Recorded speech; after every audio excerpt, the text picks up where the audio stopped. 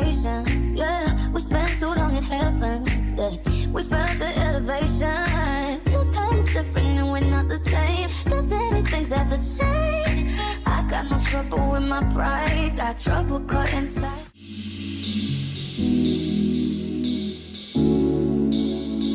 Hey guys, and welcome back to my channel. My name is Janey. If you are new, please be sure to like, comment, and subscribe, and follow your girl on all social media. So we are here at Will Smith's book signing, review, talk. I don't know what to call it, but your girl got her book. And I'm gonna show you guys like the walk up and whatever. General's still in line outside. But yeah, I'm excited.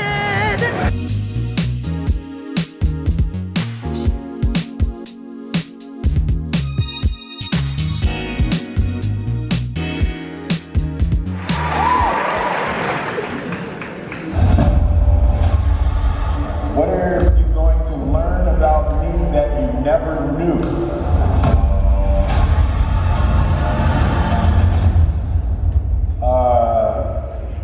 A whole lot of stuff. It was excruciating going through this book. I was in the zone of honesty and I was trying to create something that would be helpful. If you can find one page that will help you make your way. You're a beautiful person.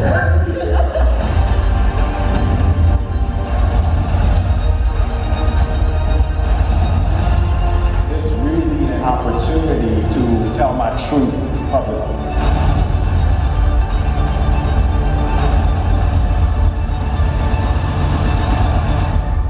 I gave everything I had and I left it all on the page.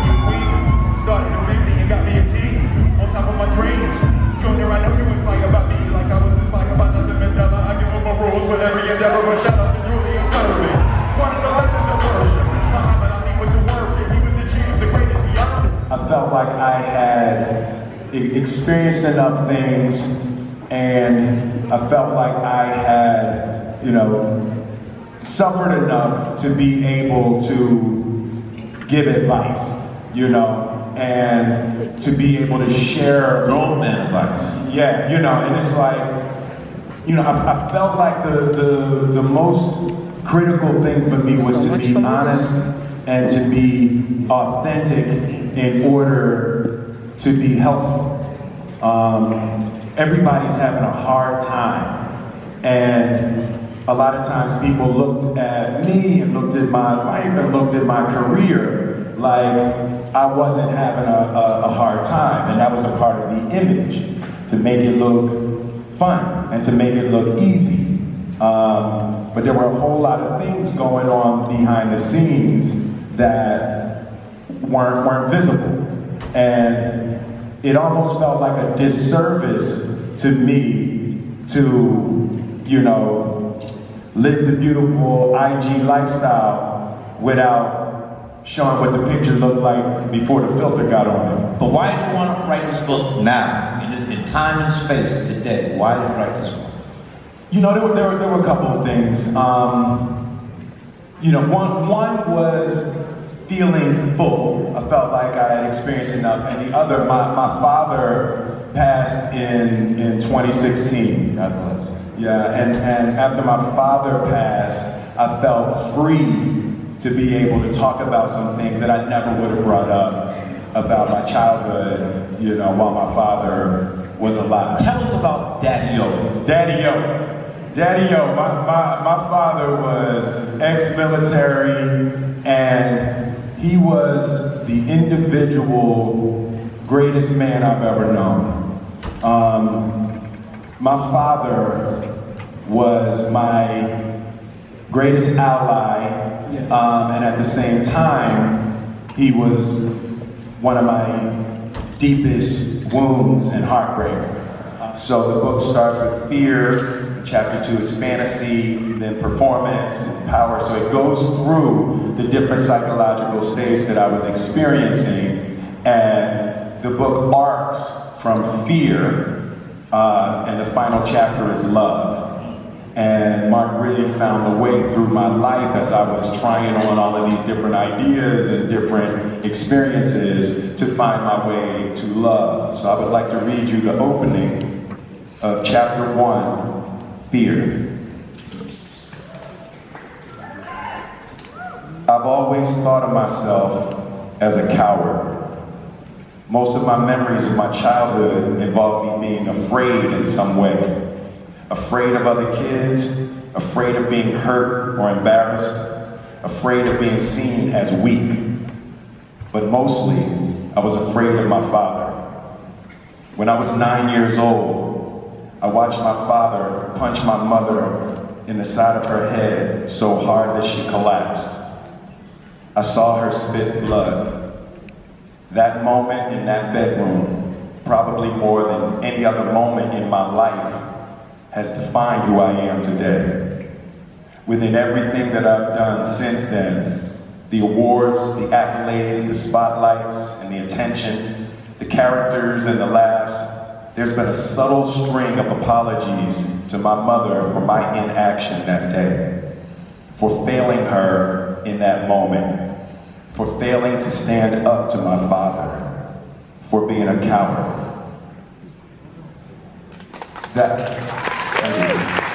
Let's tell us about your grandmother, Jim. Yeah, my you know, it's so interesting. Grandmother. I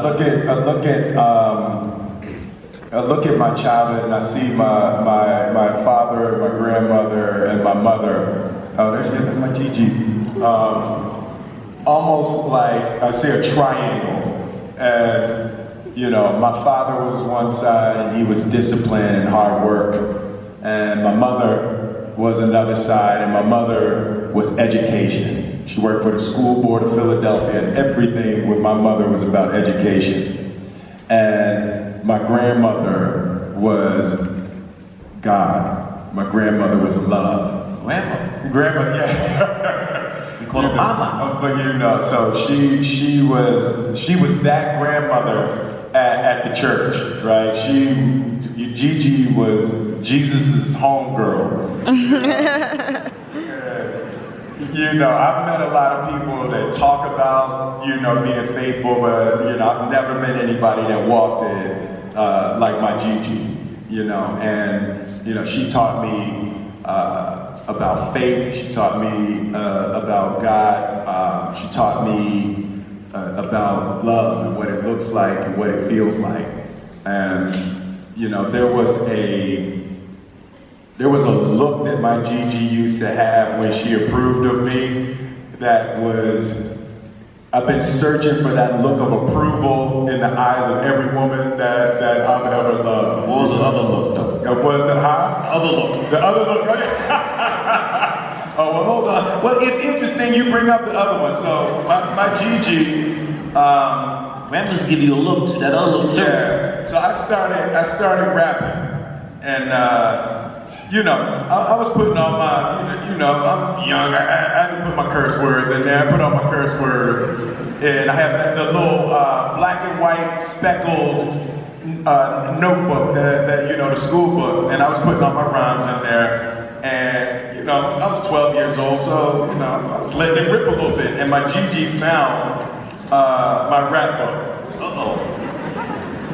And she never said nothing. And she wrote me a letter in the front of my book and never said anything. She said, Dear Willard. Y'all knew my name was Willard, right? That's my real name, Willard. I made it William on the Fresh Prince because I didn't like Willard. I thought y'all would do what y'all doing, just be laughing at my name. But she grabbed my book and I opened the front cover and it said, "Dear Willard, truly intelligent people do not have to use words like this to express themselves. Please show the world that you are as smart as we think you are. Love, Gigi."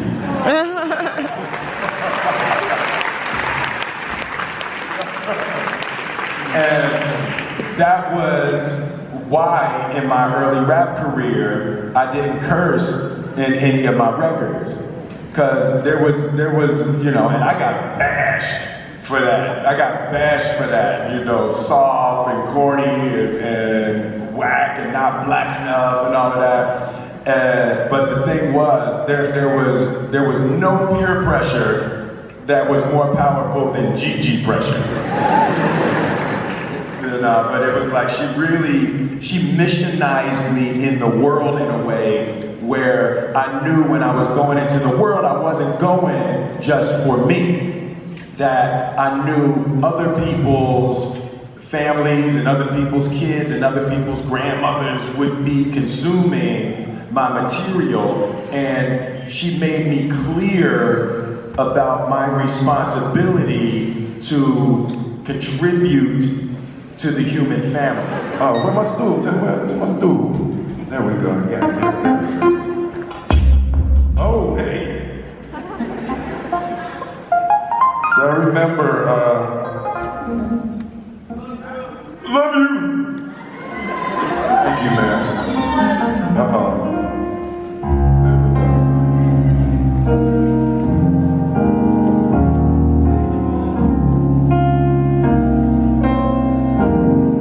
When my first son was born, Willard Carroll Smith III was born on November 11, 1992. And from birth we called him Trey, because he was the third Willard Smith.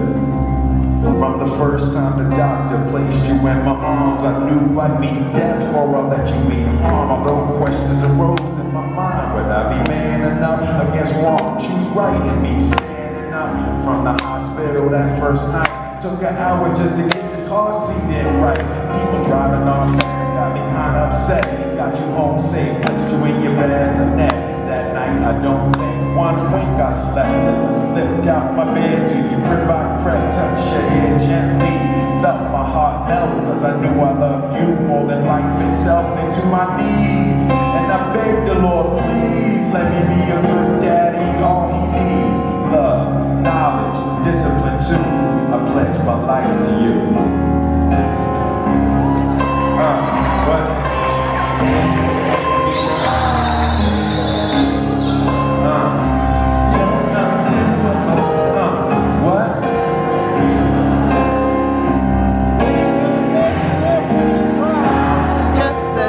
Of us, you and I. So, thank you all. I hope you enjoyed yourself. But I can't send you home on a somber note. Ladies and gentlemen, DJ Jazzy Jack.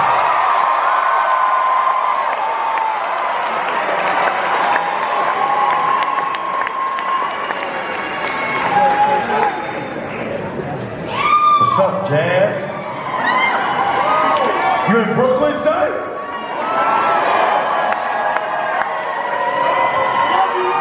Yeah. Let's get it.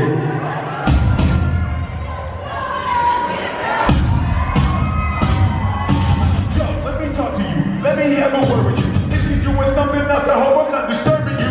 But if I am, so what? Stop it. Me and Jeff are about to go rock this. We are musical, magical radicals. No small letters in our names, only capitals. It's unbelievable, inconceivable that we'll ever be defeated. Impossible. We ain't no brand new group, but so what, man? That's why we got hundreds of millions of fans. I'm the prince, and this is my crew. You thought it was old, you're wrong. It's new. It's out of the ordinary. It's out of the extraordinary. So your voice is commentary. Your favorite really genius. To let the theory of be creator and come together. And we made physical competition between niggas a remedy. Secure all the dance floors is empty. You wanna dance? We got what you want. Janey got the fresh prince busting out with the brand new funk. The brand new funk. The brand new funk. Funk, funk, funk. The brand new funk. Just go dance in there. Say yeah. Say hell yeah. Hell yeah! Scream.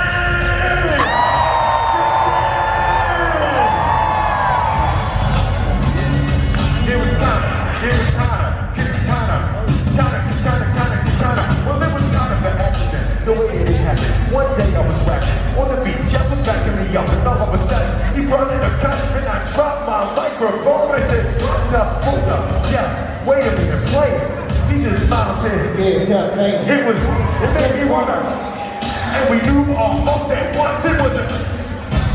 So we continued to listen to it, and we knew it was Jeff when I started rapping to it. So I gave a high five to Jeff, and without hesitation popped in my cassette. Took it home that night and analyzed it, rewound it, tape over and over, and memorized it. That Friday we went to the club, out and out for a tour it out. Should've seen the people dancing and shaking. Should've seen the people dancing and shaking and moving. Should've seen the people dancing and shaking and moving and jumping and spinning and clapping. Should've seen the people dancing and shaking and moving and jumping and spinning and clapping while the bebop is moving and screaming and yelling. While on the microphone I was throwing and press, while I was showing the people said don't be going so I can take it to rock. Well, Jeff was on the beat by special assistant from my homeboy Ready Rock. People want just to get up front to get a bird's eye view of what we call the brand new funk. Ladies and gentlemen, aboard the wheels of steel, the greatest of all time, DJ Jazzy Jazz.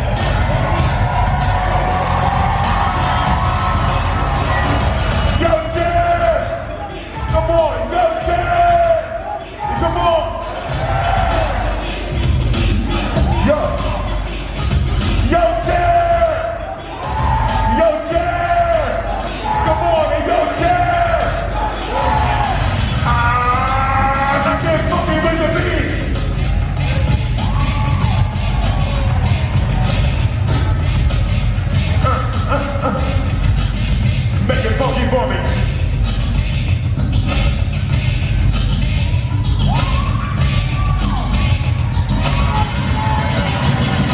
Jazzy Jeff.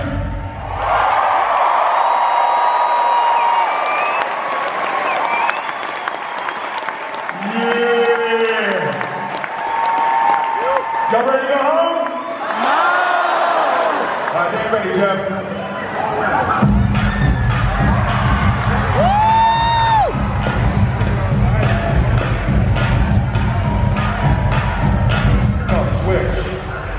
Get it going. Hey! Hey! Get it going, hey! Hey! Just the ladies, hey! Hey! Just the fellas, now just the fellas, hey! Hey! Everybody, say hey! Hey! Now this is the story.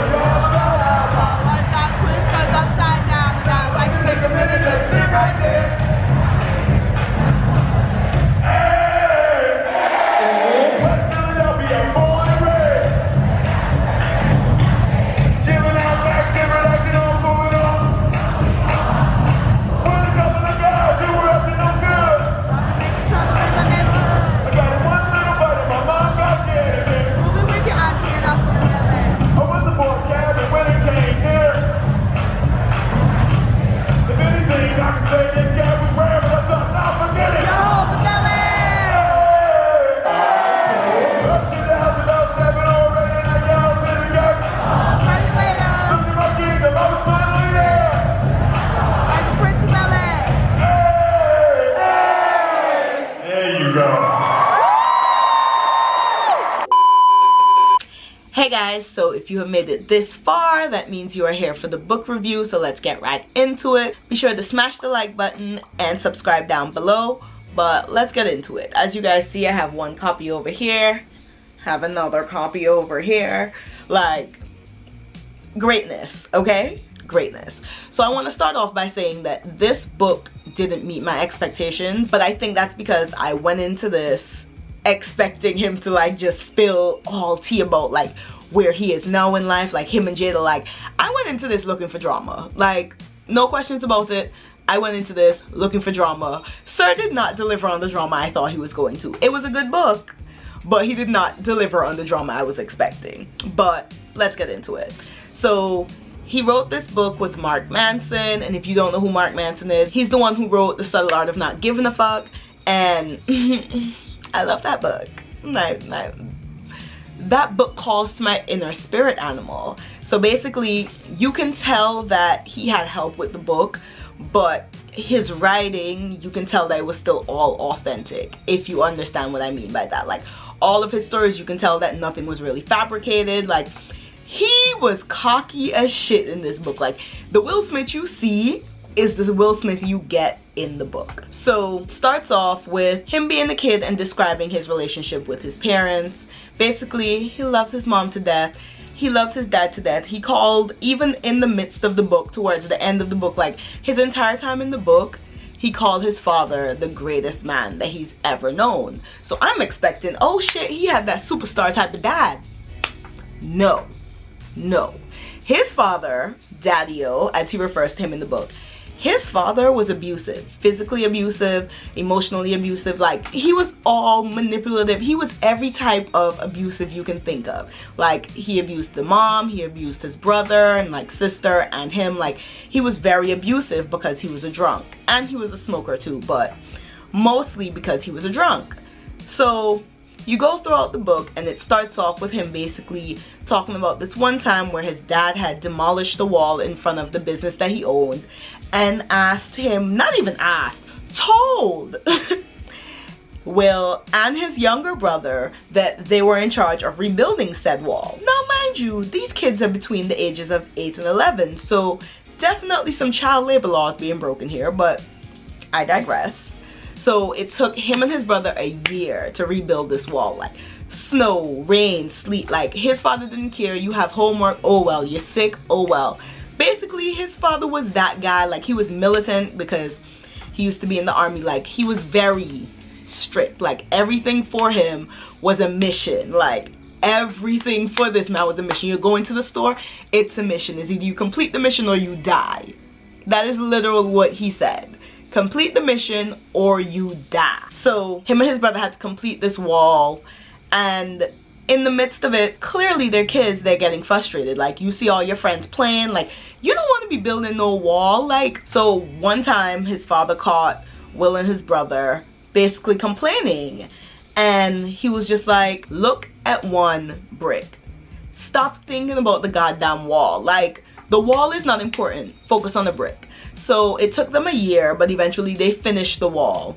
And then Daddy-O basically came out like, don't let me ever hear you complaining about one brick. The moral of you guys building this wall is that never get so obsessed with the final picture that you don't trust the process. Like, if you focus on a brick a day, if you focus on one thing at a time, eventually you're gonna get to your end goal. So I completely understand the lesson that he was trying to teach them, but sir, they're kids. So then it continues on in the book where Will just talks about him growing up. He was like the weird, awkward kid. Like, he liked to dress in cowboy boots. Like, he didn't talk the way that other people talked. Like, the things that other people were interested in, he wasn't interested in. So it kind of made him an easy target.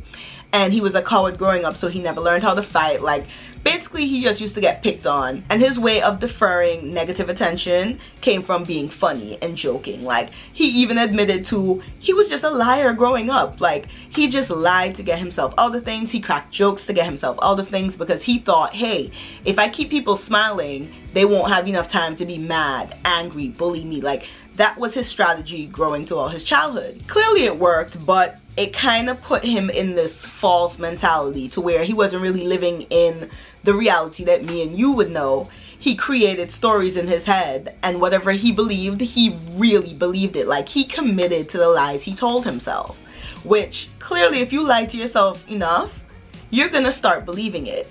But when the outside world comes and they're trying to explain to you like, hey, this is not life, you're going to be defensive and it's going to cause a lot of problems, which you'll see throughout the book. Another main thing that he talks about in the book is his grandmother, who he called Gigi, and basically how she was loving and affectionate, and basically the way that he described her, sis was a saint.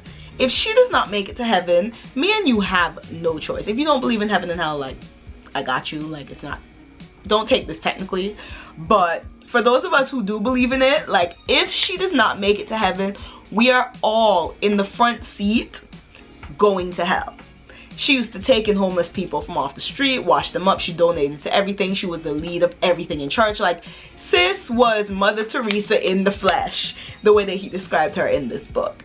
And he admitted to the fact that throughout the rest of his life, he always was trying to find that acceptance and love and gratitude and just like homey, calm feeling that Gigi provided to him. He said that she had this look of when she was pleased with you, like it was just a look that he couldn't even describe. A different sort of love, like you can feel her love penetrating through her eyes. And he said throughout his life, he was always searching for that look regardless of who he was dating. Like that person, whoever he's dating, needs to give him that or he's gonna feel like a failure, and he's gonna try and overcompensate by doing everything else just so that he can get the same look that he got from his Gigi. So he goes on to describe how basically Gigi is the reason why, if you've ever listened to Will Smith rapping, he does not curse in his rap songs. Like, he does not curse at all, because on one occasion she had found his little rap notebook and sis just left a little sticky note on it saying, intelligent people don't need to talk like this to get their point across. So do better, I raised you better, I don't like this shit. So after he found that, he basically just made a promise that he's not gonna curse in his music, which throughout his music career, like people always used to make fun of him, like, oh, you're a soft type of rapper, blah, blah, blah, blah, blah, because if we listen to rap, like from when rap actually began, all they were doing were just being extremely misogynistic, they were cursing, degrading, like that was the rap that you were hearing most often than not. So he tried to go the other way. He talked about how him and Jazzy Jeff got together. If you don't know who Jazzy Jeff is, that's the person who he was in a group with. Basically his DJ and his co-star on The Fresh Prince of Bel-Air, which in my opinion, best show ever. Hands down, best show ever. Better than Martin, Fight Your Mama Not Me. So basically he used to have a crew of friends with him who they used to do music, they used to go and do like rap battles, stuff like that. And he used to win because he was funny. He always had a punchline. And if you know anything about anything, once you have a punchline, nobody cares about nothing else you say. His partner for an event that he was supposed to show up to didn't show up on time, and then Jazzy Jeff's partner didn't show up on time. So then they started just doing music together, and boom, lo and behold, that's how the group was created. I don't want to give you guys too much because you should still like purchase and buy the book, but that's basically how they started. Also, in this book, did I tell y'all how cocky he is? Like, oh my gosh, like when I say he was running numbers, he was like, oh, I was the best this, the highest this, the first to do this. Like, sir was puffing his ego, and I'm here for it. Like, if you've done the work, you deserve to be patted on the back. But damn, give me the chance to congratulate you, nah? No, he took all the props for himself. He patted himself on the back. He stroked his own ego.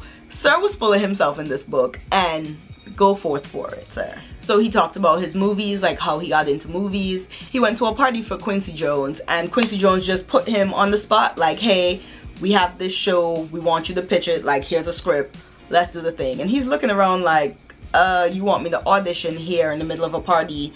First time meeting you, I'm in your house for your birthday, like, what? No. So basically Quincy explained to him like, hey, if you say no now, you'll never get this opportunity again, because if we reschedule for like a week, great chance something else comes up in that week. We'll reschedule for another week. Now it's been 2 weeks. Oh, somebody else had to reschedule. Like, all the people who you need to say yes to you are in this room at this party. Like, do what it do. So eventually Will just sucked it up. He did the script, and that is how The Fresh Prince of Bel-Air was formed. So throughout The Fresh Prince, he ended up running into Jada Pinkett, my girl, my fellow Virgo. Like, I'm a stan of Jada. You have a problem with her, we don't care. He ended up running into her, and that's the first time he saw her, and he was just like, yo, that's gonna be my wife.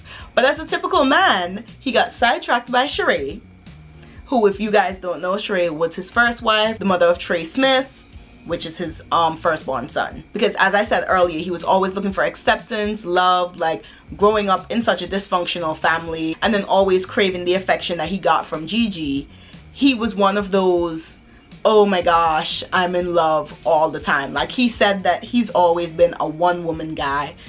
I don't know how much I believe that, but so after 5 months of dating Sheree, they got married.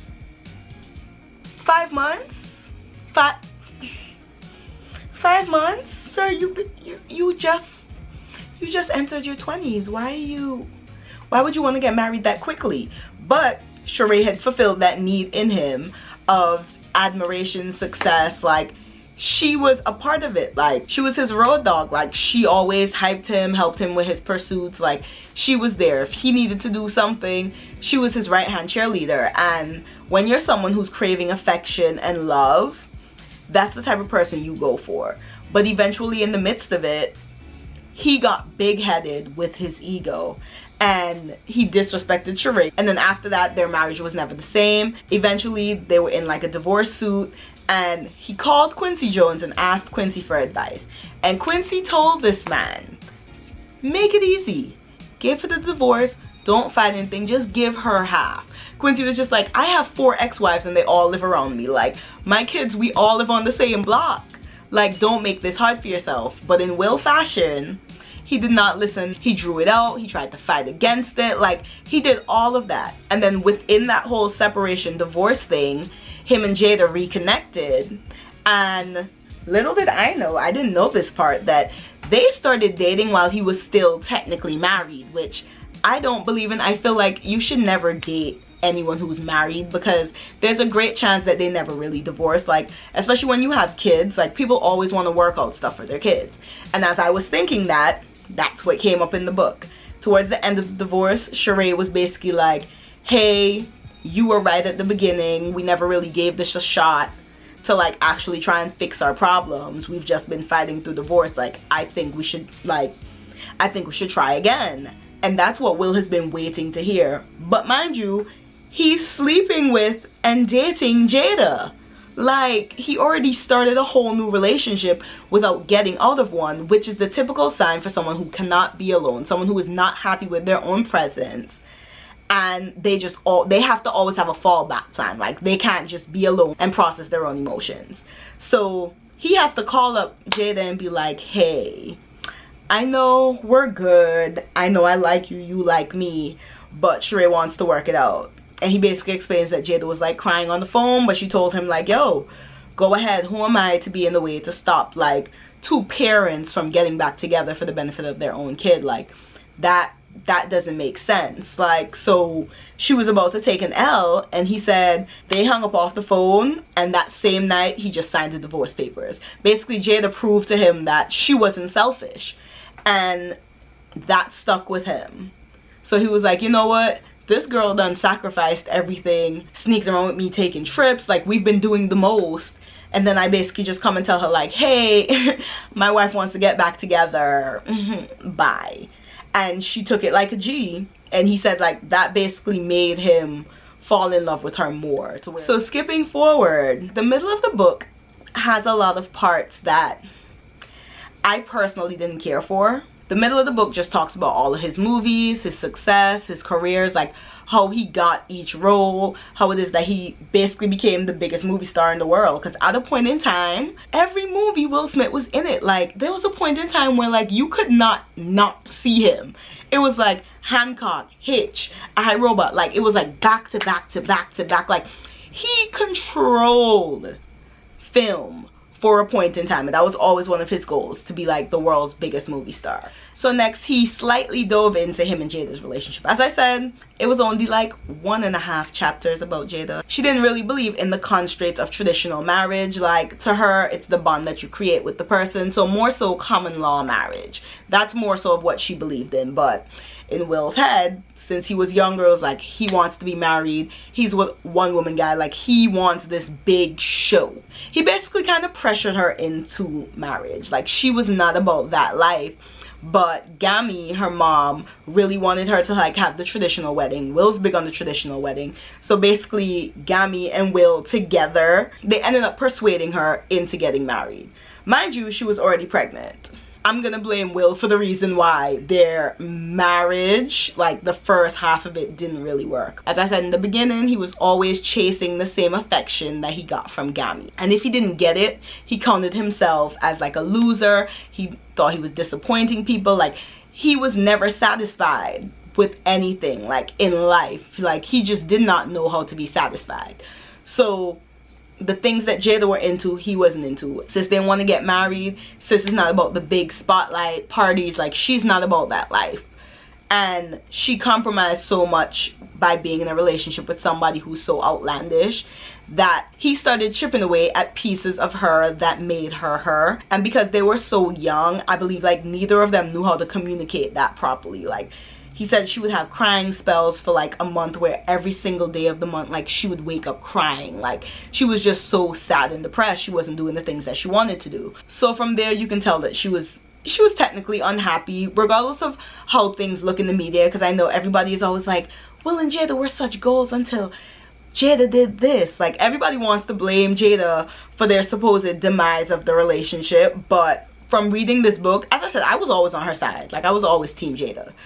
But from reading this book, you see the things that led up to her being the person that she is now, her being so outspoken, her basically being unapologetic. Because before, she really diminished herself to let him shine. After all of that, he ended up checking in with like a homeboy who he hadn't spoken to for years, and basically that person was telling him about like meditation, finding yourself, like basically you need to go out, do something where there's nobody around, no communication, no social media. Like, you need to tap in with you. So Will decided to go to their house that they have in Utah. He basically downloaded a bunch of books onto like an iPad, and he spent 13 days out there. And he realized in the midst of it, while having no human contact, like not doing the things that he's used to, he was like, I don't like my own company. So then he finally got it. Like, it finally clicked to him, and that's when he started doing work on himself, like internal help, and just stop blaming the world around him for why he's not satisfied with life. So guys, again, if you have made it this far, be sure to like, comment, and subscribe. I have not been as consistent as I should be on YouTube, but your girl got a whole new schedule. But I'm coming back for a Vlogmas, so be prepared for uploads from December 1st all the way to December 25th. I did it last year, had a full major anxiety breakdown, but we're gonna try better this year, okay? We're gonna try and plan our content early, that way I don't have to be crying. So I'll see you guys in my next one.